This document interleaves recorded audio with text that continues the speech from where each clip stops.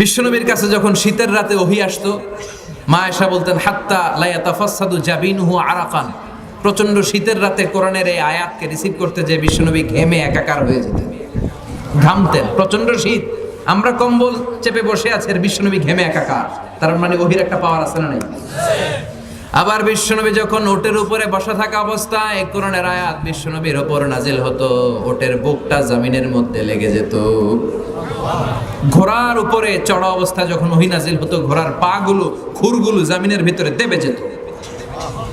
বিশ্বনবী মাঝে মাঝে সাহাবাদের পায়ের উপর, রানের উপর মাথা রেখে শুয়ে থাকতেন, ঘুমাতেন। যায়েদ বিন হারেসা রাদিয়াল্লাহু তাআলা আনহুর রানে বা পায়ে মাথা রেখে বিশ্বনবী একবার ঘুমিয়ে গেলেন। ঘন্টাখানেক ঘুমিয়ে আছে, যায়েদ বিন হারেসা টেরই পায় নাই বিশ্বনবীর মাথার আর কতটুকু ওজন।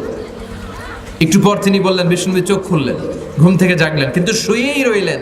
হঠাৎ শুয়ে থাকা অবস্থায় তার উপর ওহী নাজিল হতে শুরু করলো। যায়েদ বিন হারেসা বলে, আমার মনে হচ্ছে আমার পায়ের হাড়টা ফেটে টুকরা টুকরা হয়ে যাবে, আমার রান ফেটে খান খান হয়ে যাবে। তার মানে ওহীর একটা পাওয়ার আছে না নাই? আল্লাহ বোঝাতে চাইলেন, নবী ওহী বন্ধ রেখেছি আমি ইচ্ছা করে, অতিরিক্ত প্রেসার আমি আপনারে দিতে চাই না। বারবার বারবার ওহী রিসিভ করলে আপনার স্নায়ু এটা সহ্য করতে পারবে না, ওহীর পাওয়ার আপনার দেহ নিতে পারবে না। তাই ইচ্ছা করে বিশ্রামের সুযোগ দিয়ে ওহী বন্ধ করে দিলাম। সুবহানাল্লাহ পড়ে। নাম্বার বিশ্বনবী মক্কা থেকে 70-80 কিলোমিটার দূরে তায়েফের ময়দানে কোরআনের দাওয়াত নিয়ে গেলেন, লা ইলাহা ইল্লাল্লাহর দাওয়াত নিয়ে গেলেন। তায়েফবাসীদেরকে জান্নাতি বানানোর জন্য, জাহান্নামের আগুন থেকে বাঁচানোর জন্য কালিমার দাওয়াত নিয়ে গেলেন। কিন্তু বিশ্বনবীর কালিমার দাওয়াত তায়েফের লোকেরা গ্রহণ করেছে নাকি? গ্রহণ করে নাই, প্রত্যাখ্যান করেছে, রিজেক্ট করেছে। এমনকি বিশ্বনবীর উপর অমানবিক নির্যাতন করেছে, পাথর বর্ষণ করেছে। 3-3টা জায়গায় বিশ্বনবী বেহুশ হয়েছেন। ওই জায়গাগুলো সাক্ষী, পাথরগুলো সাক্ষী। তায়েফের পাথরগুলো বিশ্বনবীর রক্তে রঞ্জিত হয়েছে। যারা হজ উমরা করেছেন দেখেছেন না? খেয়ে না খেয়ে দিন প্রচারের কাজে নিজেকে দিয়েছ বিলিয়ে, তায়েফের কাফিরেরা চিনল না সে আলো, দুষ্ট ছেলেদের পিছু দিল লেলিয়ে। পাথরের আঘাতে ক্ষত বিক্ষত হয়ে সারা শরীর থেকে রক্ত ঝরে। হে রাসূল তোমাকে ভুলি আমি কেমন করে, হে রাসূল তোমাকে ভুলি আমি কেমন করে। চিল্লায় বলেন ঠিক কিনা? বিশ্বনবীর রক্তে তায়েফের পাথর, তায়েফের বালু, তায়েফের মাঠঘাট রঞ্জিত হয়েছে। বিশ্বনবীর দাওয়াত ওরা সাড়া দেয় নাই। নির্মম ভাবে বিশ্বনবীর মুবারক দাওয়াটারে তারা জখম করে দিয়েছে। বিশ্বনবী বেহুশ হয়ে পড়ে রইলেন। যায়েদ বিন হারেসা বিশ্বনবীর গায়ের মধ্যে পানি ঢেলে ঢেলে রক্তগুলো মুছে দিলেন। বিশ্বনবী বসলেন। হামলাতুল জিবাল, পাহাড় রক্ষী ফেরেশতারা এসে বলে, ও নবী আদেশ করেন, তায়েফের 2 দিকের গিরিপথ এমন ভাবে আমরা চাপা দিয়ে দেব, তায়েফের লোকগুলো, তায়েফের যুবকগুলো সব মুহূর্তের মধ্যে ধূলিসাৎ হয়ে যাবে। বিশ্বনবী বললেন, না, আমি তাদেরকে ক্ষমা করে দিলাম। তারা কালেমা পড়ে নাই, তাদের বংশ থেকে অনাগত নতুন প্রজন্মের ছেলেরা কালিমা পড়ে মুসলমান হবে। সুবহানাল্লাহ পড়েন। এখন তায়েফের আনাচে কানাচে মসজিদ আছে না নাই? বিশ্বনবীর উপর দুরূদ আছে না নাই? কি ভিশনারি নবী ছিলেন। বিশ্বনবীর মন খারাপ। 80 কিলোমিটার পথ পাড়ি দিয়ে পাহাড়ি অঞ্চল বেয়ে বেয়ে বিশ্বনবী তায়েফ পৌঁছেছেন। যারা তায়েফের মাটিতে গিয়েছেন, পাহাড় বেয়ে বেয়ে বিশাল 6000-7000 ফিট উপরে এরকম পাহাড়ের উপরে উঠতে হয়। ওই পাহাড়ের উপরে তায়েফ শহরটা অবস্থিত। বিশ্বনবী নিজের জন্য নয়, নিজের উপকারের জন্য নয়, তায়েফের লোকদেরকে জাহান্নামের আগুন থেকে বাঁচানোর জন্য কালেমার দাওয়াত নিয়ে এসেছিলেন। কিন্তু তায়েফের লোকেরা বিশ্বনবীর কালেমার দাওয়াতকে গ্রহণ করে নাই। বিশ্বনবীর মন খারাপ। হায় রে, এত কষ্ট করে আসলাম দাওয়াত দেওয়ার জন্য, মাইর খাইলাম, একটা লোক কালিমা পড়ল না। বিশ্বনবীর হৃদয়টা ভেঙে খান খান। ফজরের সালাতে উনি ইমামতি করছেন। ইন্না সামি'না কুরআনান আজাবা ইয়াহদি ইলার রুশদি ফাআমান্না বি।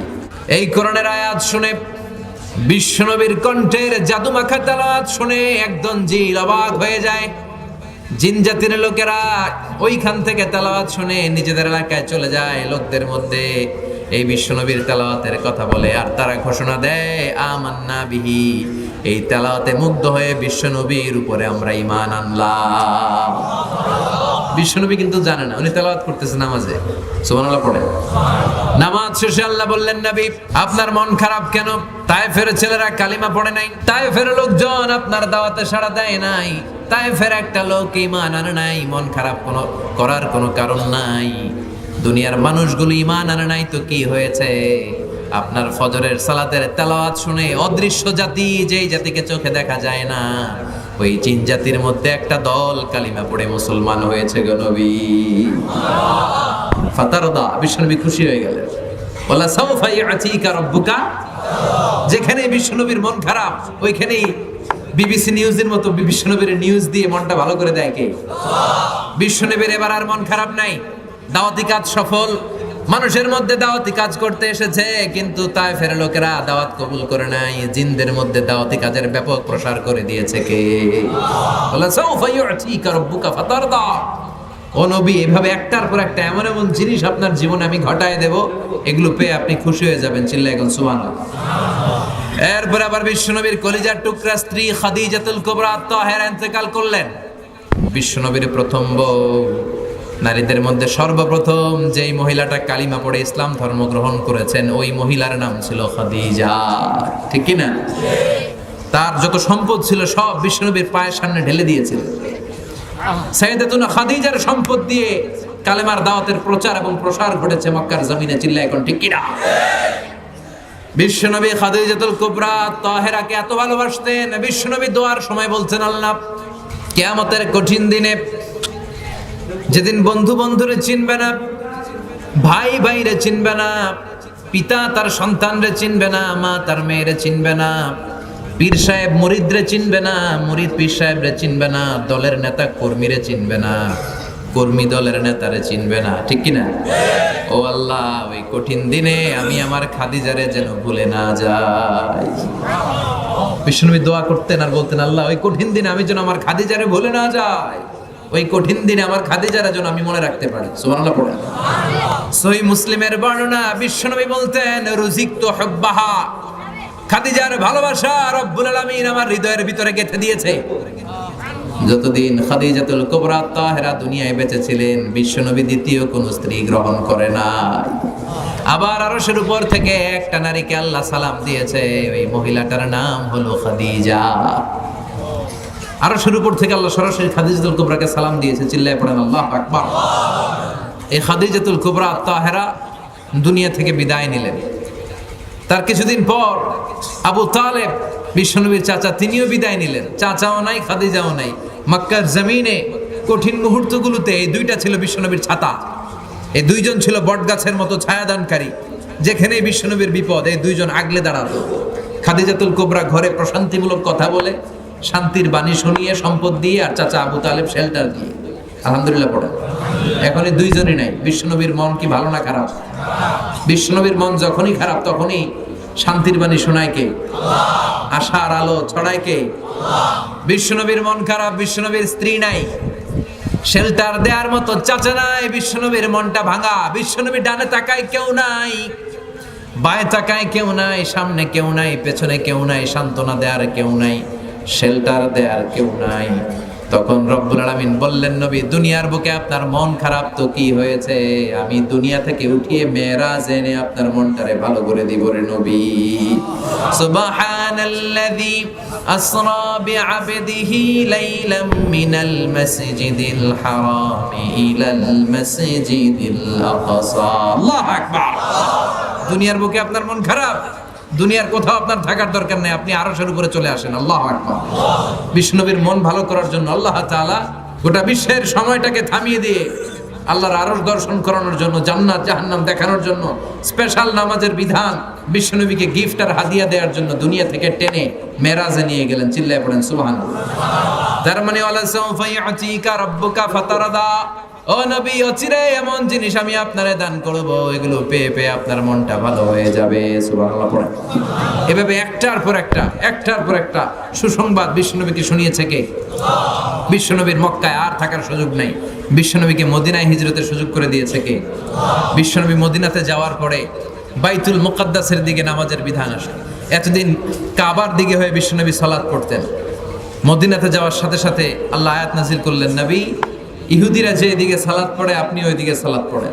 বিশ্বনবী পড়তে শুরু করলেন। কোনো বর্ণনায় 16 মাস, কোনো বর্ণনায় 17 মাস। ইহুদিরা যেদিকে নামাজ পড়ে নবী ওই দিকে হয়ে নামাজ পড়ে বাইতুল মুকাদ্দাসে। কিন্তু বিশ্বনবীর ভালো লাগে না, বিশ্বনবীর মন খারাপ। বিশ্বনবীর মনে চায় বিশ্বনবীর বংশের গোড়া সাইয়েদনা ইসমাইল আলাইহিস সালাম যেই কাবার দিকে নামাজ পড়তেন, সাইয়েদনা ইব্রাহিম যেই কাবার দিকে নামাজ পড়তেন, বিশ্বনবীও যদি ওই দিকে নামাজ পড়তে পারতেন। সুবহানাল্লাহ পড়েন।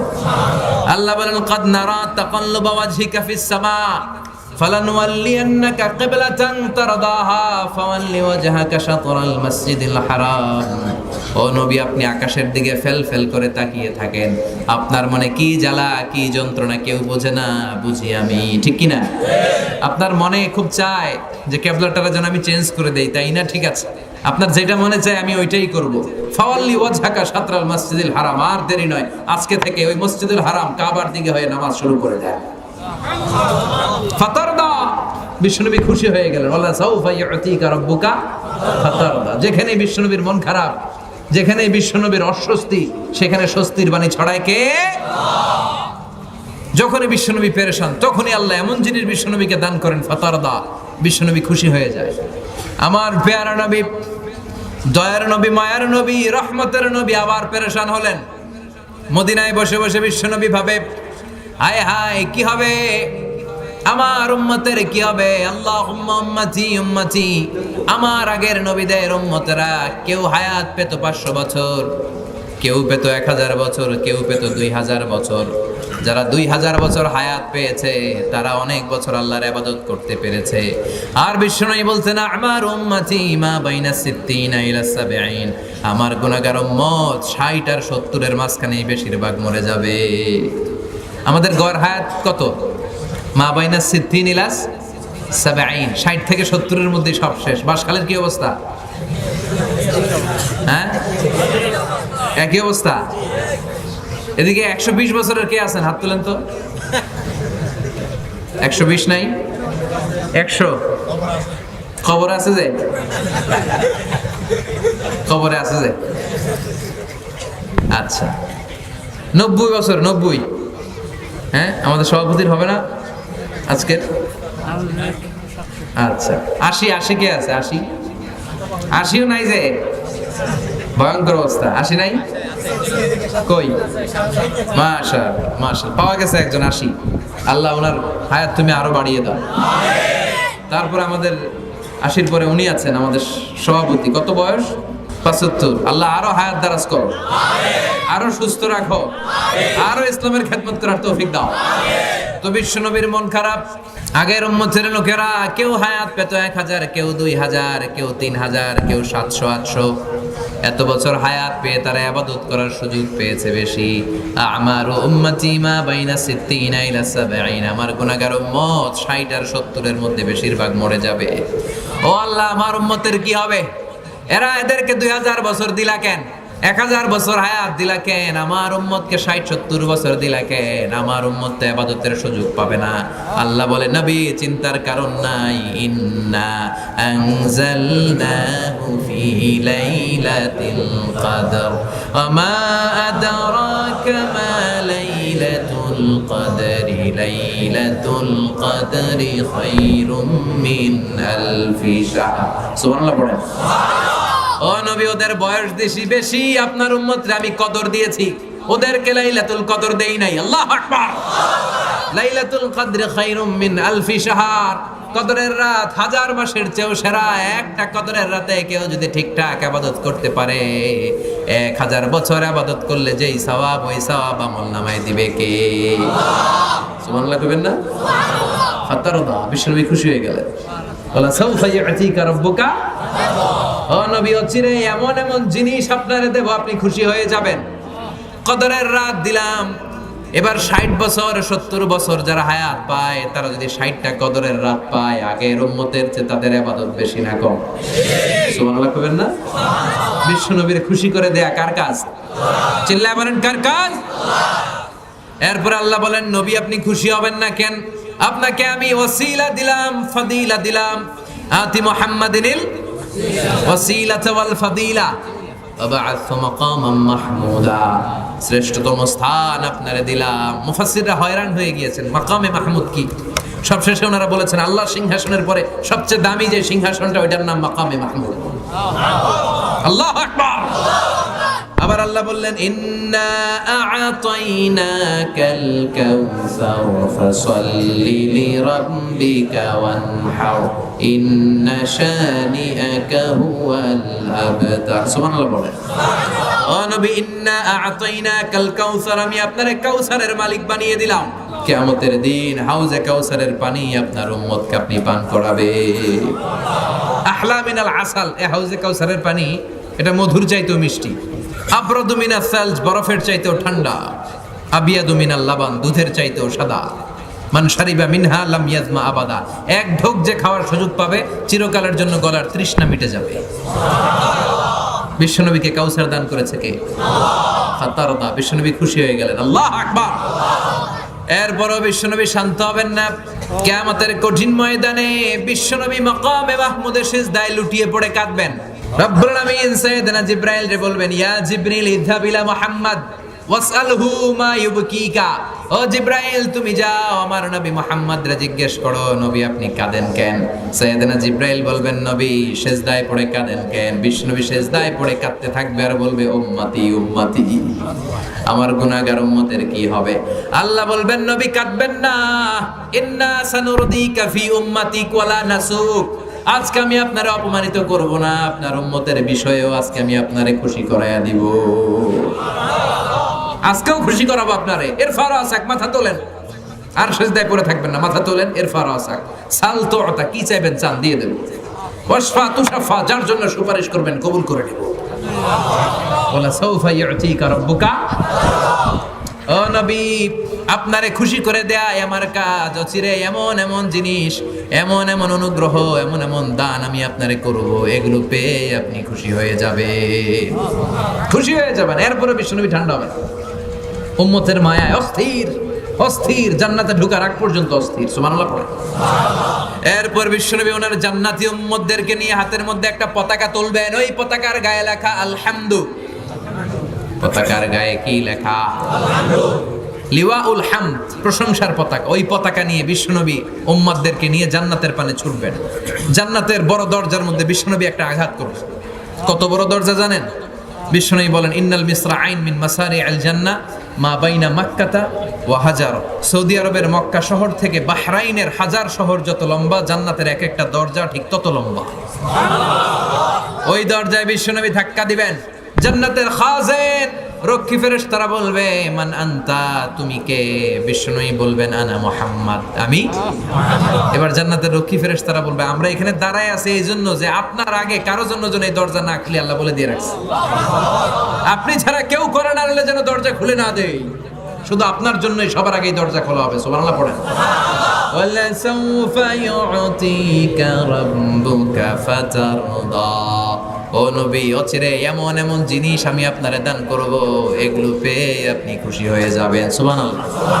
বিশ্বনবীর আল্লাহ আশার বাণী শোনাচ্ছেন মক্কায়। এগুলো আশার বাণী। যে নবী ভয় পান কেন? যেখানে আপনার বিপদ এখানে আমি আছি না নাই? এরপরে রাব্বুল আলামিন বিশ্বনবীকে যে স্পেশাল তিনটা অনুগ্রহ করেছেন, তিনটা অনুগ্রহের কথা বলবেন। এরপরে বিশ্বনবীকে তিনটা স্পেশাল কর্মসূচি দেওয়ার মাধ্যমে সূরাটা শেষ করবেন। শুনবেন? কর্মসূচি কয়টা? অনুগ্রহ কয়টা? শুনবেন এই ছয়টা। দুনিয়ার জীবনের দৃষ্টান্ত হচ্ছে চারটা স্বর্ণের টুকরা আর তিনটা লাশের মতো। স্বর্ণের টুকরা কয়টা? লাশ কয়টা? বনি ইসরাইলের জামানায় তিন বন্ধু রিজিকের অনুসন্ধানে বের হয়েছে যে তারা কাজ করে ভাগ্যের পরিবর্তন ঘটাবে। পথিমধ্যে তারা একটা গুপ্তধন পেয়েছে। বিশাল বড় গুপ্তধনের বাক্স খুলে দেখে বড় বড় চারটা স্বর্ণের টুকরা। চিল্লায় বলেন কয়টা? এবার তিন বন্ধু তো মহা খুশি, আম করে পায় কি? স্বর্ণের টুকরা পাইছে, আজীবন খেয়ে পরে আমরা জীবন শেষ করে দেব। তো তিন বন্ধু মিলে ভাগ বটোয়ারা করবে। একজন বলল পেটে প্রচন্ড ক্ষুধা লেগেছে, একজন বাজারে যা, বাজারে যে কিছু খাবার নিয়ে আয়, খেয়ে দেওয়ার পরে ভাগ করি।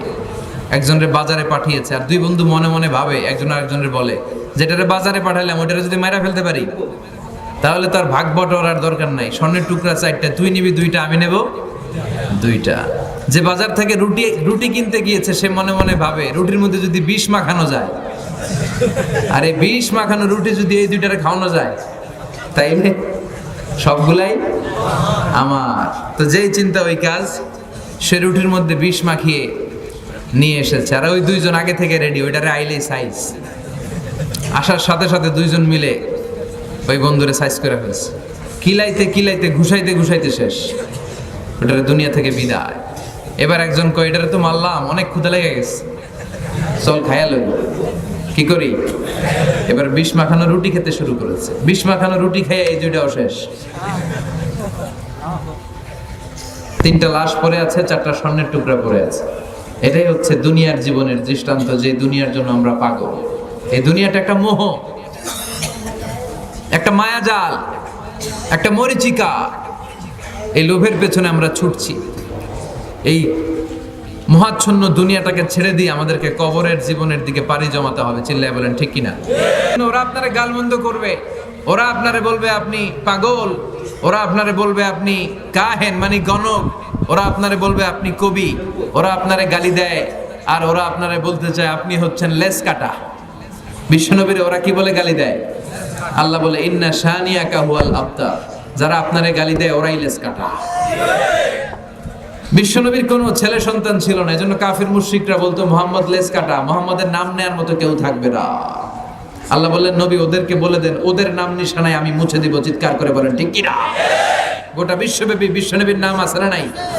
রাফা'না লাকা যিকরাক, রাফা'না লাকা যিকরাক। যেখানে আল্লাহর নাম ওখানে আমার নবীর নাম আছে না নাই? আজানে বিশ্বনবীর নাম আছে না নাই? একামতে বিশ্বনবীর নাম আছে না নাই? সালাম ফিরানোর আগে দুরূদ ইব্রাহিম যে পড়ে ওখানে বিশ্বনবীর নাম আছে না নাই? সব জায়গায় বিশ্বনবীর নাম আছে না নাই? আল্লাহর নাম যেখানে বিশ্বনবীর নাম। আবার লা ইলাহা ইল্লাল্লাহর পর পর বিশ্বনবীর রিসালাতের ঘোষণা আছে না নাই? তার মানে আল্লাহ আছে যেখানে, নবীর নামও। রাফা'না লাকা যিকরাক। নবী আপনার শান মানকে আমি উচ্চকিত করেছি। আমার নাম যেখানে, আপনিও থাকবেন সেখানে। চিল্লায় বলেন ঠিক কিনা? এরপর আল্লাহ বললেন ওয়ালা সাউফা ইউতিকা রাব্বুকা ফাতারদা। ও নবী, অচিরে এমন এমন জিনিস আপনারে দান করব, এগুলো পেয়ে আপনি খুশি হয়ে যাবেন। সুবহানাল্লাহ। প্রথমে বললেন ওয়ালাল আখিরাতু খায়রুল লাকা মিনাল উলা। The hereafter is far better for you from this দুনিয়া। ও নবী, দুনিয়া থেকে আখিরাত অনেক উত্তম। এই এমন এমন জিনিস আমি আপনাকে দান করব, আপনি খুশি হয়ে যাবেন। সুবহানাল্লাহ। কি কি জিনিস দিয়ে বিশ্বনবীর আল্লাহ খুশি করলেন দেখেন। আল্লাহর কাজই হচ্ছে বিশ্বনবী যেখানে মন খারাপ, বিশ্বনবীর যেখানে হতাশ অবস্থা, ওইখানে এমন জিনিস বিশ্বনবীকে আল্লাহ দিয়ে দেন, ফলে বিশ্বনবী খুশি হয়ে যায়। নাম্বার 1, মাক্কি জীবনে বিশ্বনবী দেখলেন যে দাওয়াতি কাজের অগ্রগতি হচ্ছে না। বিশ্বনবী খুব ভালো অ্যানালাইসিস করতে পারতেন। কি করতে পারতেন? বিশ্লেষণ।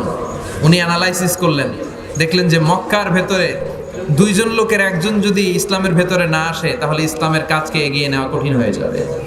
তিনি আল্লাহর কাছে কেঁদে কেঁদে দোয়া করলেন, আল্লাহ আল্লাহুম্মা আ'iজ্জাল ইসলাম বি আহাব্বি আর রাজুলাইনি ইলাইক। আল্লাহ 2 জন লোকের নাম বলবো, এই 2 জনের একজনকে তুমি কালেমার ছায়াতলে এনে ইসলামকে শক্তিশালী করে দাও। বি আবি জাহেল ইবনে হিশাম ও ওমর ইবনুল খাত্তাব। হয় আবু জাহেলরে তুমি ইসলামের ভিতরে ঢুকাও, নয় ওমর খাত্তাবের বেটা ওমরকে তুমি ইসলামের ভিতরে ঢুকাও। আল্লাহ আবু জাহেলের জন্য দোয়াটা কবুল করে নাই, ওমর ফারুকের জন্য করেছে। ঠিক কিনা? আবু জাহেলের হৃদয়ের ভিতরে পর্দা, চোখের সামনে পর্দা। ও সত্য দেখেও দেখে না, ও শুনেও শোনে না। চিল্লা এখন ঠিক কিনা? ওর বাড়িতে এখন সৌদি সরকার কি বানাই দিছে?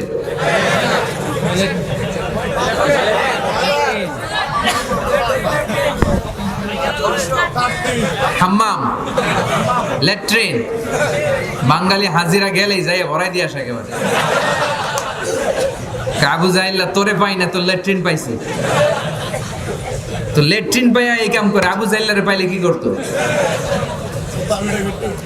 জুতা পিটা করতো। এই আবু জাহেল সে কালিমা পড়তে পারে নাই। ওমর ফারুকের জন্য এই দোয়াটা কবুল করে নিল কে? বিশ্বনবী রাতের বেলা কেঁদে কেঁদে দোয়া করলেন, আল্লাহুম্মা আ'iজ্জাল ইসলাম বিহাব্বির রাজুলাইনি ইলাইক। আল্লাহ আপনার কাছে যারে ভালো লাগে এই 2 জনের একজনকে আপনি ইসলামের ভিতরে ঢুকান। আল্লাহ ওমর ফারুকের জন্য দোয়া কবুল করলেন। বিশ্বনবী তখন আরকাম ইবনে দারিল আরকামের ঘরে লুকিয়ে লুকিয়ে দাওয়াতি কাজ করতেন। ওমরে ফারুক খোলা তলোয়ার নিয়ে ছুটে এসেছে বিশ্বনবীকে মারার জন্য, ছুটে আসছে। এই দৃশ্য দেখে হামজা ইবনে আব্দুল মুত্তালিব বিশ্বনবীর কাছে যায় বলে, ইয়া রাসূলুল্লাহ, পালিয়ে যান, ওমরে ফারুক আসতেছে আপনাকে মারার জন্য। বিশ্বনবী বললেন, হামজা আপনি সরে যান, অন্যান্য সাহাবাদেরকেও সরে যেতে বলেন, ওমরকে আমার কাছে আসতে দেন। আমার মনে হয় ওই যে রাতের বেলা চোখের পানি ছেড়ে আমি আল্লাহর কাছে দোয়া করেছি, আমার ওই দোয়াটা আজকে কবুল হতে চলেছে। ওমরে ফারুক আসলেন, এসে তলোয়ারটা রেখে বলেন, আশহাদু আল্লা ইলাহা ইল্লাল্লাহ ওয়া আশহাদু আন্নাকা মুহাম্মাদুর রাসূলুল্লাহ। আমি সাক্ষ্য দিলাম আল্লাহ ছাড়া কোনো ইলাহ নাই, আর আপনি আল্লাহর প্রেরিত বান্দা ও রাসূল। আল্লাহু আকবার। ওমরে ফারুক ইসলামের ভেতরে ঢুকে গেলেন, বিশ্বনবী খুশি হয়ে গেলেন। আল্লাহু আকবার। ওয়ালা সাউফা ইয়াতিকা রাব্বুকা, ও নবী, এমন এমন জিনিস আপনাকে আমি দিব, আপনি খুশি হয়ে যাবেন। ওমরে ফারুককে ঢুকাই দিলেন ইসলামে। খুশি হয়ে গেল কে? কয় আল্লাহ। কে খুশি হইল? বিশ্বনবী খুশি হয়ে গেল। ওমরে ফারুক ইসলামে ঢুকার সাথে সাথে ইসলামের শক্তিকে বাড়িয়ে দিল কে? ওমরে ফারুক কালিমা পড়ার পরে বিশ্বনবীর বলে, নবী লুকিয়ে লুকিয়ে দাওয়াত দেন কেন? আলাইসাল কোরআনু কিতাবুন হাক, এই কোরআন কি সত্য কিতাব নয়? বিশ্বনবী বললেন, কোরআন সত্য কিতাব। আলাইসা আনতা রাসূলুন হাক, আপনি কি সত্য রাসূল নন? আমিও সত্য রাসূল। আলাইসাল্লাহু ইলাহুন হাক, আমাদের আল্লাহ কি এক ইলাহ, সত্য ইলাহ নয়? বিশ্বনবী বললেন, আল্লাহও সত্য। ওমরে ফারুক বলে, আমাদের কোরআন সত্য, আপনি নবী সত্য, আমাদের রব সত্য। ফাফিমাল ইখতিফা, তাহলে আর লুকিয়ে লুকিয়ে কেন?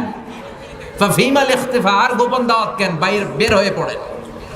আমি ওমরে ফারুক, আমার নেতৃত্বে আমি তাকবীর দেব। দুই কাতার করলেন।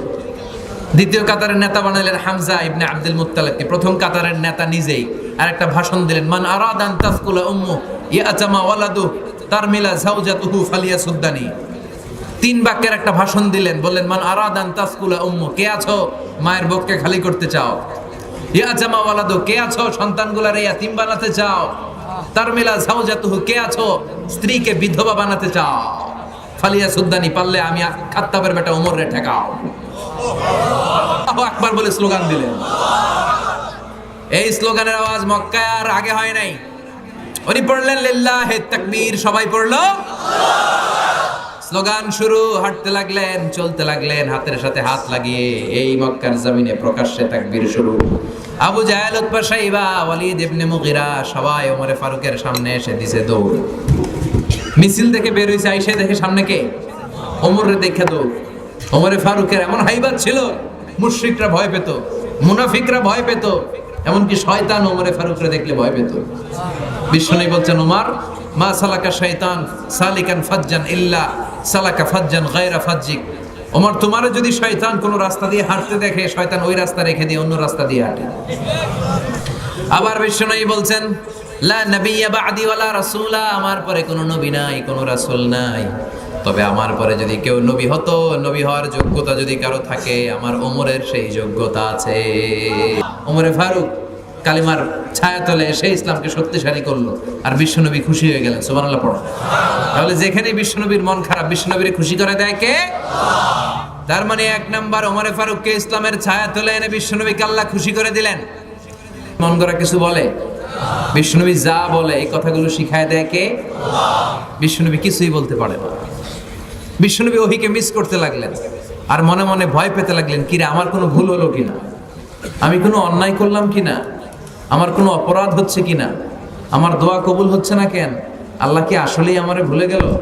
ভুলে না গেলে ওহী পাঠায় না কেন? এরকম হতাশা, দুশ্চিন্তা, টেনশন মাঝে মাঝে আমাদের জীবনেও আছে না নাই?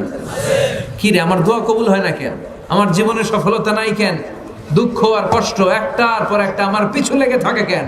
আল্লাহ মনে হয় আমরা দেখতে পারে না, আল্লাহ মনে হয় আমারে পছন্দ করে না, এরকম টেনশন আমাদেরও আছে না নাই?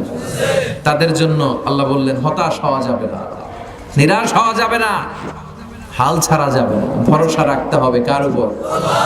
না নৌকার উপর, না ধানের শীষের উপর, লাঙ্গলের উপর না, ভরসা রাখবো একজনের উপর। চিৎকার করে বলেন, তিনি কে? এজন্য রব্বুল আলামিন বলেন, ওয়াদ-দুহা ওয়াল-লাইলি ইযা সাজা মা ওয়াদ্দা'আকা রাব্বুকা ওয়া মা ক্বালা ওয়ালাল-আখিরাতু খায়রুল লাকা মিনাল উলা। সুবহানাল্লাহ পড়ো। ওয়াদ-দুহা, আলোর শপথ, প্রভাতের সূর্য কিরণের শপথ।